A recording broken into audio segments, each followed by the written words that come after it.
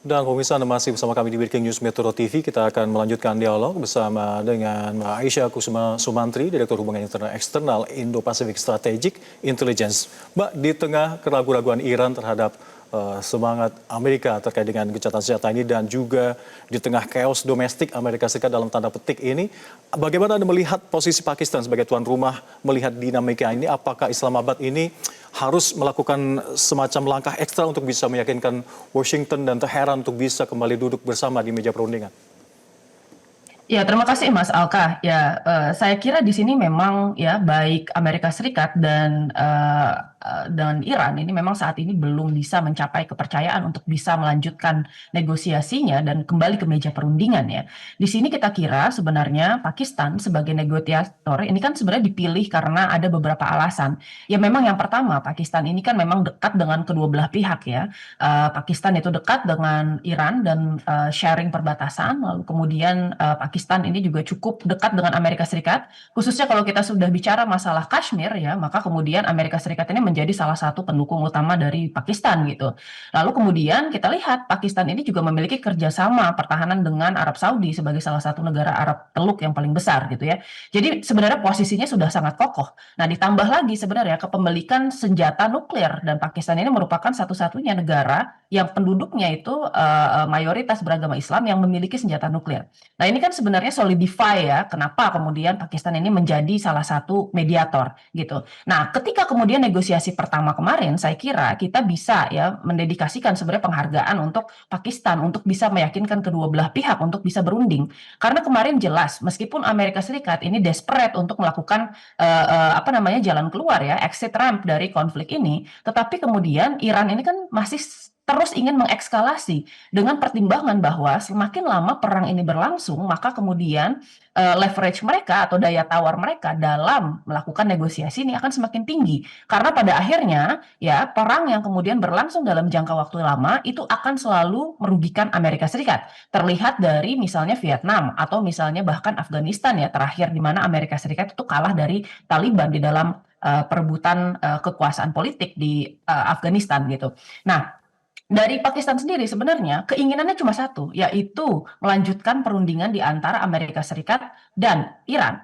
Iran menginginkan konfliknya berlangsung ya, tanpa ada berlangsung dengan lama, tetapi pada akhirnya ya dia menganggap bahwa leverage mereka sudah tutup, tetapi mereka mensyaratkan bahwa tidak ada tadi ya tekanan-tekanan tertentu oleh Amerika Serikat. Sementara Amerika Serikat ini berusaha untuk mengambil satu saja strategic objektif mereka, at the very least ya, untuk bisa mengklaim victory. Jadi apa yang diinginkan oleh AS sekarang itu adalah bilang ke Iran, kalau misalnya ayolah, let's give me this victory ya, at least satu saja yang bisa kami klaim sebagai victory dan kemudian kita akan pergi dari Iran. Tapi Iran itu tidak mau sebenarnya hal ini terjadi. Karena sebenarnya Iran tidak hanya mengincar berhentinya perang ini, tetapi juga berusaha untuk menciptakan chaos di dalam negeri Amerika Serikat dengan tujuan akhir untuk mengganti pemerintahan Trump sebenarnya. Jadi dia sebenarnya menunggu sampai kemudian ada efek politik yang cukup besar dari dalam Amerika Serikat sendiri.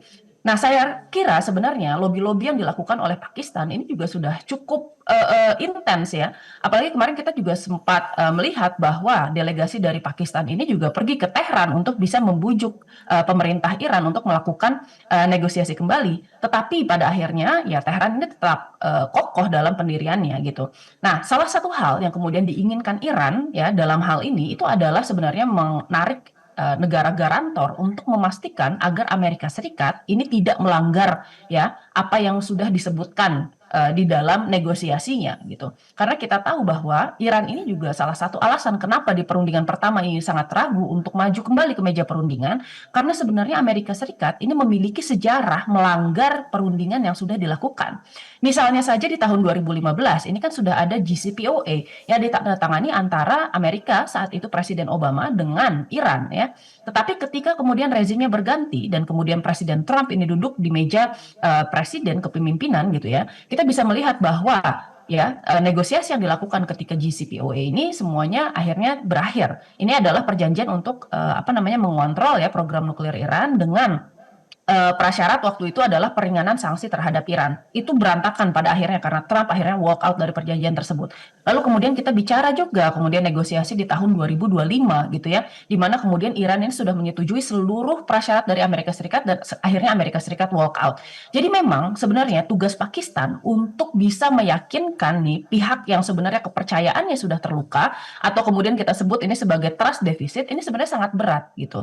Oleh karena itu ya, sebenarnya negara garantor ini diperlukan. Siapa yang kemudian bisa menjadi negara garantor? Ada beberapa alternatif sebenarnya, tetapi yang diinginkan oleh Iran saat ini itu sebenarnya adalah Rusia dan China gitu ya. Pertama, China ini merupakan salah satu negara sahabat dekat dengan Iran ya, dan kemudian China ini juga memiliki kepentingan yang cukup besar di kawasan Selat Hormuz, khususnya karena hampir 40-50% dari total perdagangan minyak crude oil China itu berasal dari Selat Hormuz, dan beberapa di antaranya itu berasal dari backhand transaction di antara China dan Iran gitu.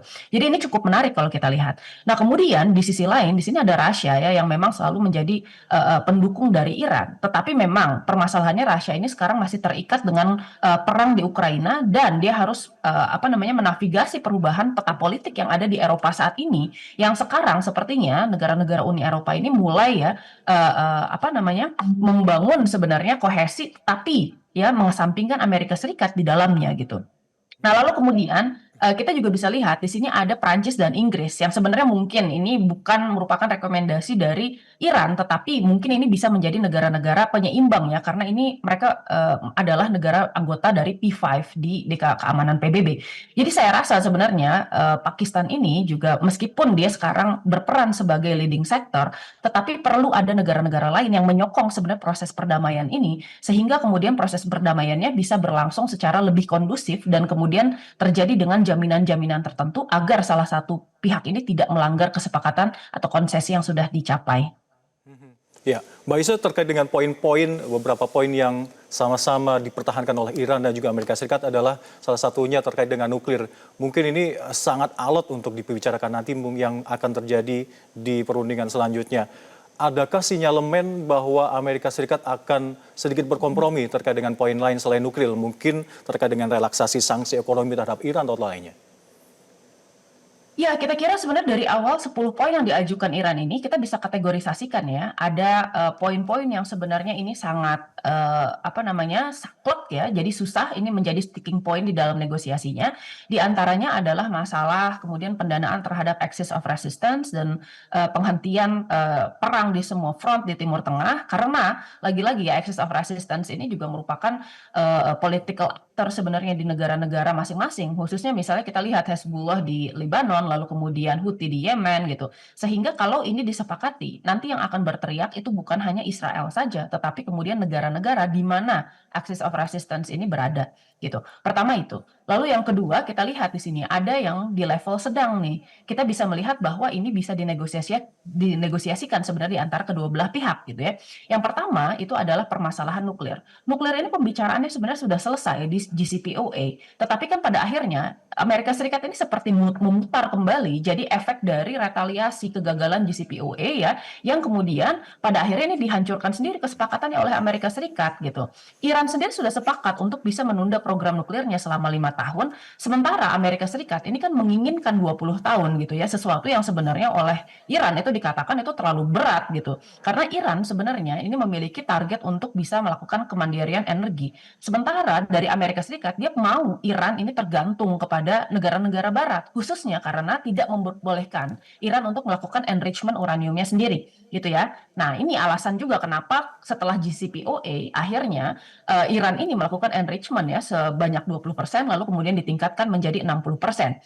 Belum tentu untuk program nuklir, jadi bisa jadi Iran ini memang dari statement pemerintah mereka mau mengembangkan marine propulsion technology sebenarnya. Jadi kapal berbasis tenaga nuklir. Ini yang kemudian perlu dibicarakan karena ya tadi ya Amerika Serikat ini masih unsure sebenarnya dengan intensi Iran sebenarnya. Tapi itu sebenarnya bisa dinegosiasikan. Lalu yang kedua, ini permasalahan terkait sanksi. Saya kira di sini Iran ini meminta keringanan sanksi terhadap Amerika Serikat. Tapi perlu diingat bahwa yang menjatuhkan sanksi itu kan melalui organisasi-organisasi internasional. Dan Amerika Serikat ini kan sebenarnya bukan aktor unilateral di dalam dunia internasional. Ini perlu kemudian koordinasikan dengan pihak-pihak yang kemudian turut menjatuhkan sanksi atau di mana kemudian mekanisme tersebut berlaku. Seperti misalnya DKPBB dan kemudian IAEA gitu ya, sehingga nanti hasilnya ini bisa ya terlihat, sehingga bukan hanya merupakan sebuah faktor terspis saja yang diinginkan oleh Iran, tetapi tadi bisa diakui oleh dunia internasional serta institusi yang membawahinya gitu. Iya. Nah, untuk hal yang kemudian immediately bisa disepakati, ini sebenarnya simple, yaitu adalah penghentian kinetik dari peperangan tersebut.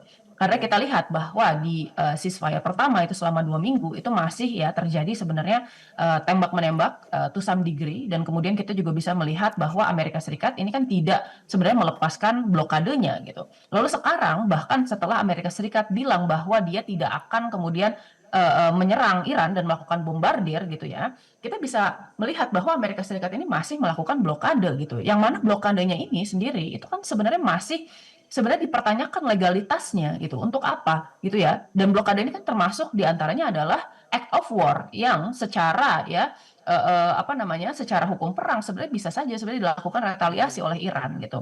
Oleh Iya. karena itu ya, sebenarnya ini yang harus dilakukan pertama kali adalah menghentikan serangan-serangannya secara total terlebih dahulu gitu ya. Termasuk diantaranya kesepakatan untuk menghentikan segala bentuk kekerasan dari dua belah pihak.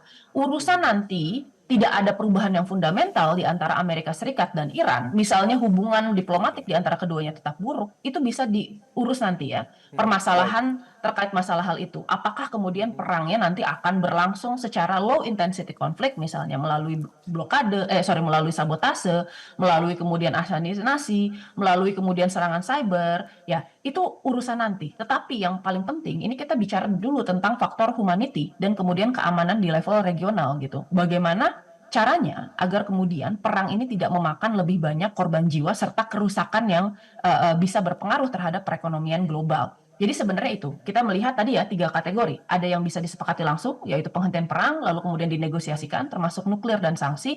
Dan yang terakhir kita tadi bicara tentang sesuatu yang mungkin agak alot, yaitu tentang access of resistance. Baik, Mbak Aisyah, terima kasih telah berbagi perspektifnya yang mendalam terkait dengan bagaimana konflik ini terus berkembang dan semoga masih ada harapan yang terjadi di upaya perdamaian yang akan digelar di Pakistan, Islamabad. Terima kasih Mbak Aisyah telah bergabung bersama kami. Salam sehat selalu. Selamat siang. Jelajahi cara baru mendapatkan informasi. Download Metro TV Extend sekarang.